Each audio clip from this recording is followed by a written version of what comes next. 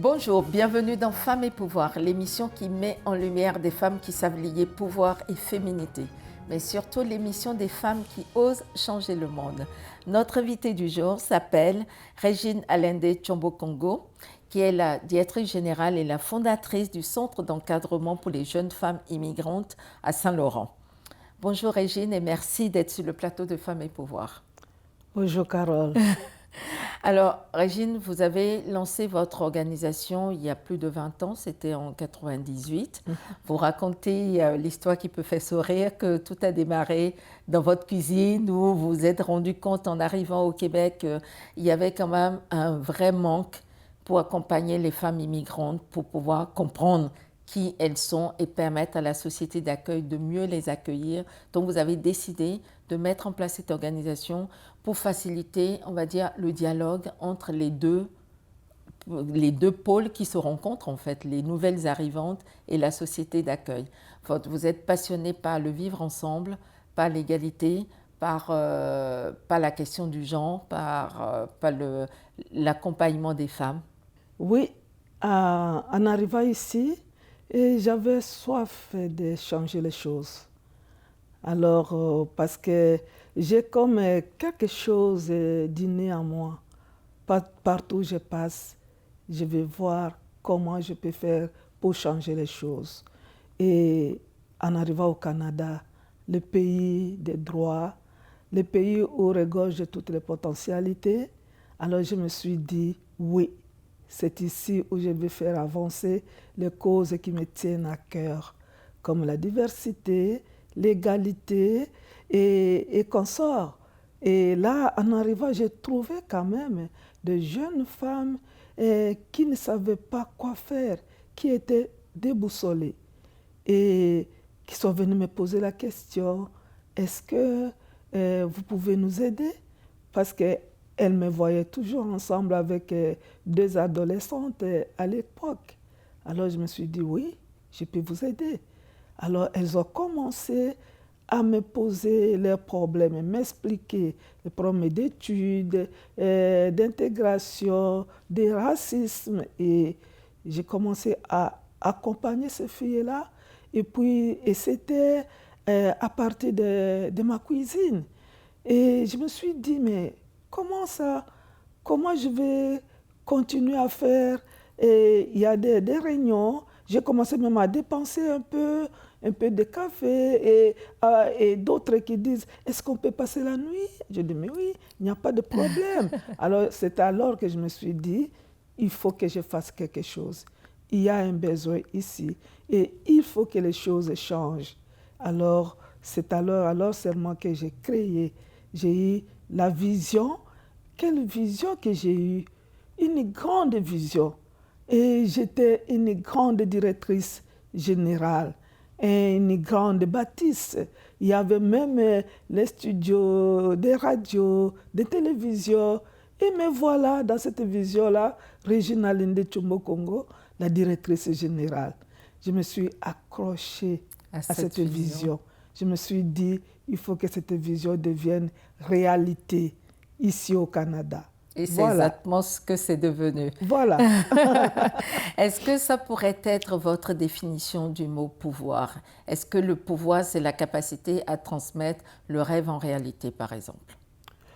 Bien sûr, pour moi, le pouvoir, c'est la capacité d'être soi-même. Le pouvoir, pour moi, c'est la capacité d'influencer le cours des choses, influencer les institutions, influencer les personnes. C'est ça le pouvoir. Et le pouvoir aussi, pour moi aussi, c'est la capacité d'innover. C'est être capable, c'est être compétente. Alors, le pouvoir rime avec la compétence, rime avec l'influence, rime avec la socialisation, rime avec l'innovation. Et le changement, parce que c'est aussi un des sujets qui vous tient le plus à cœur, c'est comment changer les représentations, les mentalités, mais le système aussi. Le système aussi. Alors, le pouvoir, c'est le changement, parce que moi, quand je cherche à résoudre les problèmes de jeunes femmes immigrantes, je passe sur le terrain, et je constate les besoins. Et je pars chercher, je monte des projets. Et dans ces projets-là, j'écris toujours, c'est pour faire changer les choses.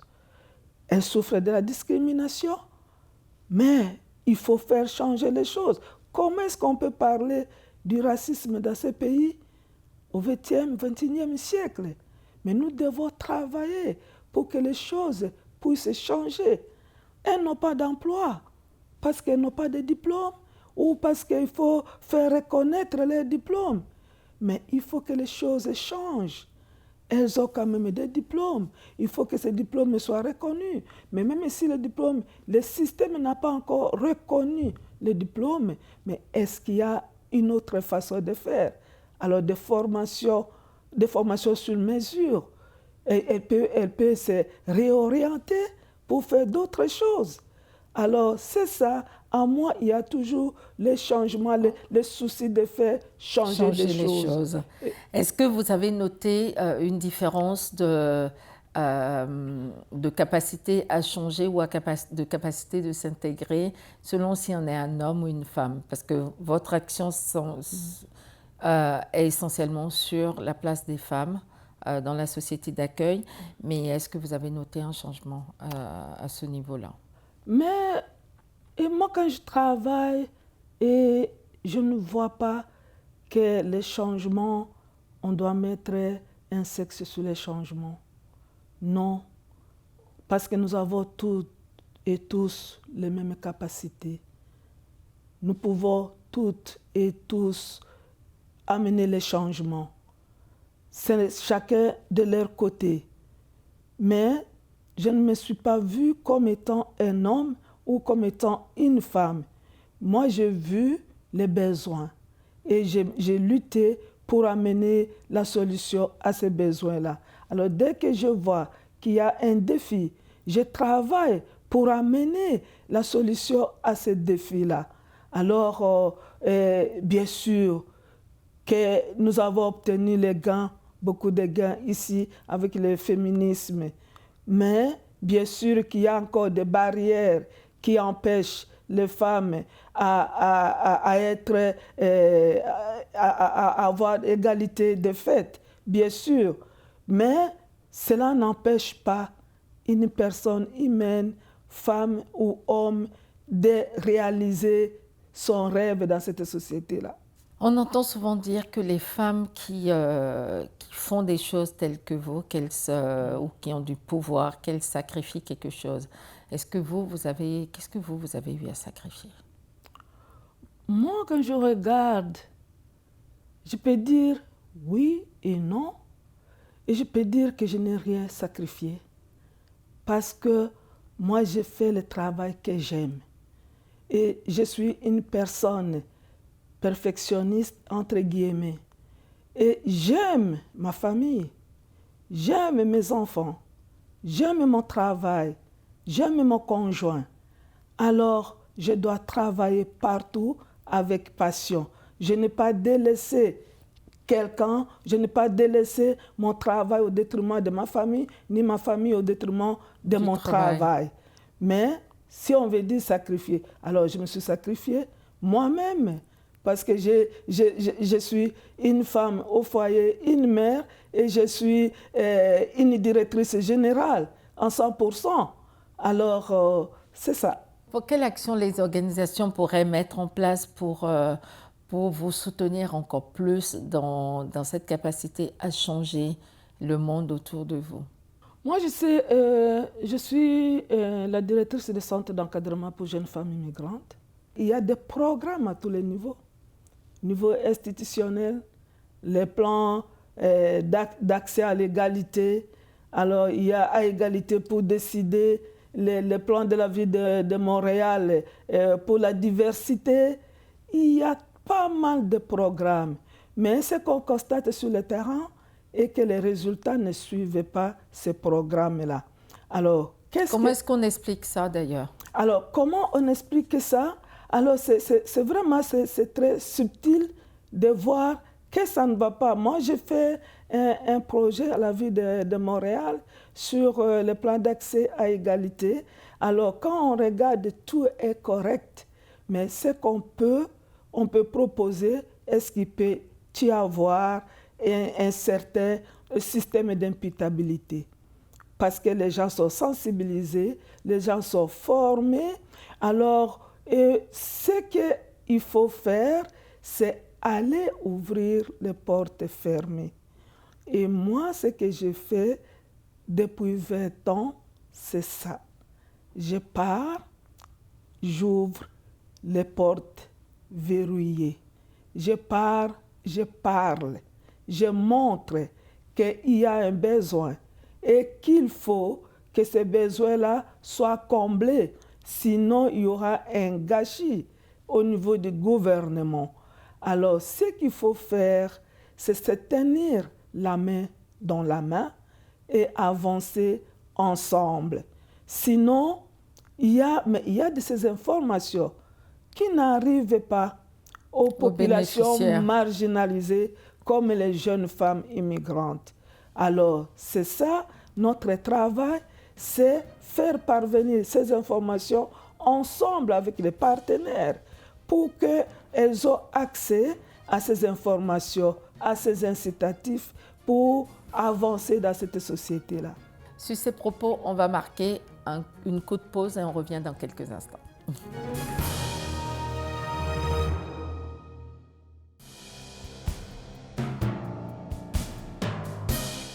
Nous sommes de retour avec Madame Régine Allende Tchobokongo, directrice générale du CEJFI. Régine, on parlait tout à l'heure de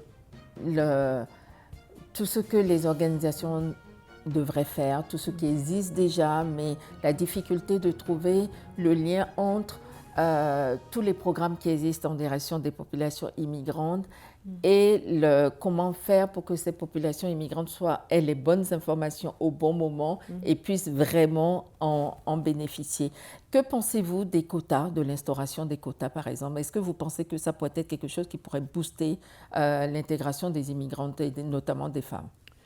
Et depuis que je suis au Québec, à Montréal, dans le mouvement des femmes, parce que dès que je suis arrivée, je suis entrée dans le mouvement des femmes, on en a beaucoup parlé. On a parlé des quotas. Alors, et pour moi, je n'aimerais pas, je ne sais pas, parce qu'on ne se met pas d'accord. Il y en a qui veulent des quotas. Et dernièrement, avec un sommet, il y a 4 ans, qu'on a organisé un atelier où j'avais animé et on a parlé, si c'est les quotas, mais il faut les quotas basés sur la compétence. Bien sûr. Il y a des pays qui ont des quotas, mais des femmes sont des figurines. Et moi, là, pour moi, c'est la compétence qui compte. Je ne veux pas être figurine. Je ne veux pas qu'on me prenne parce que je suis noire pour mettre un peu de la couleur. J'aimerais qu'on me prenne parce que je suis compétente et je sais de quoi je fais, de quoi je parle. Est-ce que vous avez une phrase, un proverbe qui illustre vos engagements, qui illustre votre personnalité? Oui, il y a une phrase qui m'accompagne toujours. Depuis l'école primaire, dès que j'ai saisi, j'ai lu Antoine de Saint-Exupéry et j'ai retenu, il parlait de l'homme, mais moi je dis la personne se mesure quand elle se rencontre avec les obstacles. Alors, s'il n'y a pas d'obstacles, on ne peut pas savoir qui l'on est. Alors, ça c'est l'obstacle sont là pour le surmonter et ce n'est pas un mur où on se met face à face contre le mur. Et c'est ce que j'ai compris quand on arriva ici au Canada. Alors, on me disait que c'est difficile pour les immigrants de percer. Et moi, je me suis dit cette phrase derrière moi qui dit « Tu vas te mesurer quand tu te mesures avec l'obstacle. » Et chaque obstacle pour moi, c'est comme si c'était un sujet de joie. Parce que je dois mettre toutes mes énergies pour pouvoir dépasser, surmonter cet obstacle et aller au-delà. Si vous étiez un homme ou une femme d'État, lequel ou laquelle seriez-vous et pourquoi? Moi, je dois pouvoir me comparer. Oui, je dois être une personne qui influence. Je n'ai pas pensé à ça, mais je peux être Michelle Obama. Elle était une femme d'État en coulisses. Mais imaginons si elle était devant. C'est la capacité d'influencer les choses, de se faire comprendre, se faire aimer. Alors, c'est ça. Ça serait Michelle Obama. Oui. Si vous aviez un jour pour changer le monde, par quoi commenceriez-vous? Est-ce qu'on peut bannir les inégalités? Ça pourrait être un bon début. Oui, un bon début. Oui, c'est ça.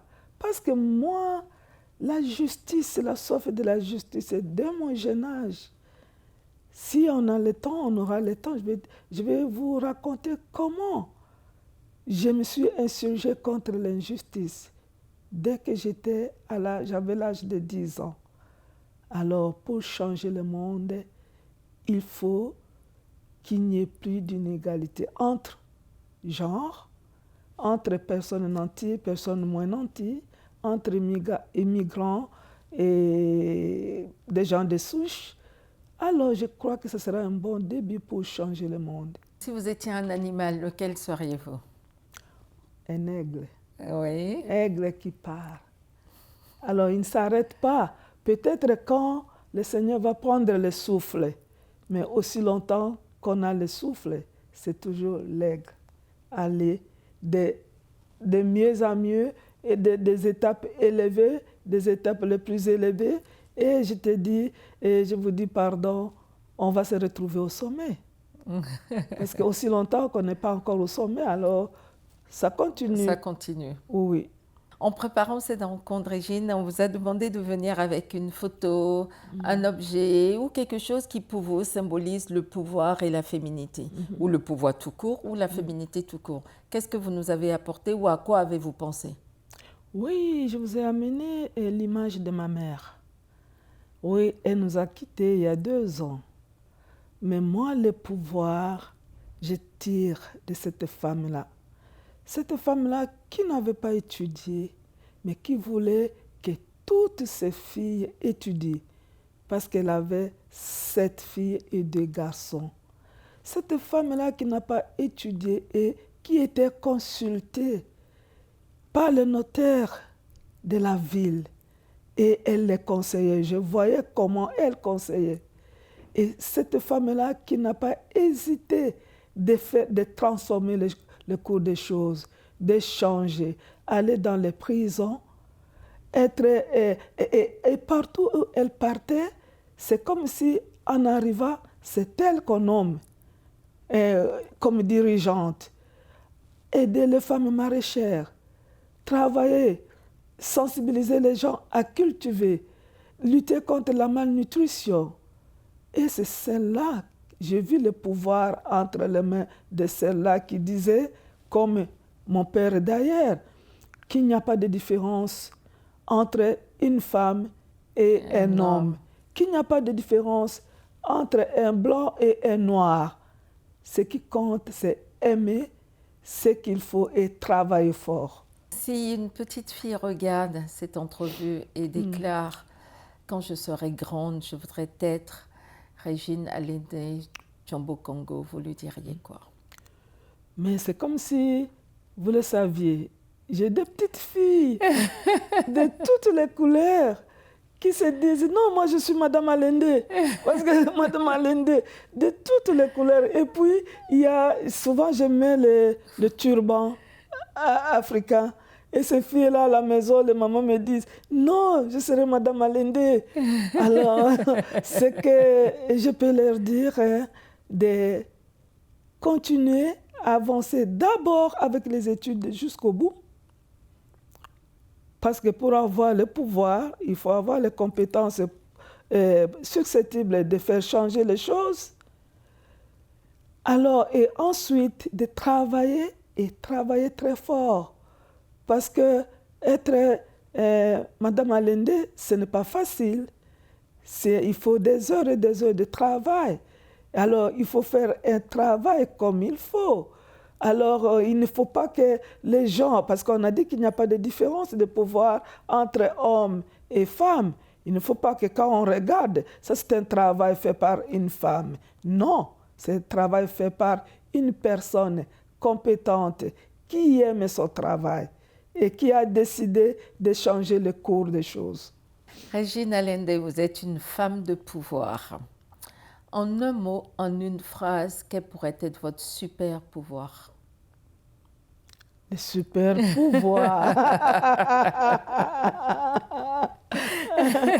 Le super pouvoir reste toujours la détermination, la persévérance. Parce que sans la détermination, on a parlé des échecs. Hein? Tantôt là, on va se décourager. Mais il faut persévérer, il faut déterminer. En passant, j'ai reçu plusieurs prix de reconnaissance. Enfin, vous avez reçu beaucoup de prix. Oui, beaucoup de prix. Et ces prix-là, on parle de 3 choses. Détermination, persévérance, honnêteté. Alors ça, c'est la super pouvoir. Très bien, mais ce sera notre mot de la fin parce que notre entretien est déjà à sa fin. C'était Femmes et Pouvoir, l'émission des femmes qui savent lier pouvoir et féminité, mais surtout l'émission des femmes qui osent changer le monde. Donc on était avec Régine Allende Tshobokongou, qui vraiment est une des femmes qui contribuent à changer le monde. Si cette émission vous a plu, n'hésitez pas à nous soutenir en allant sur tous nos réseaux sociaux, Facebook, Instagram, LinkedIn, Twitter, évidemment sur notre chaîne YouTube, Carole Da Silva Femmes et Pouvoir, et sur notre site internet www.femmesetpouvoir.org. Je vous dis à très bientôt. Merci.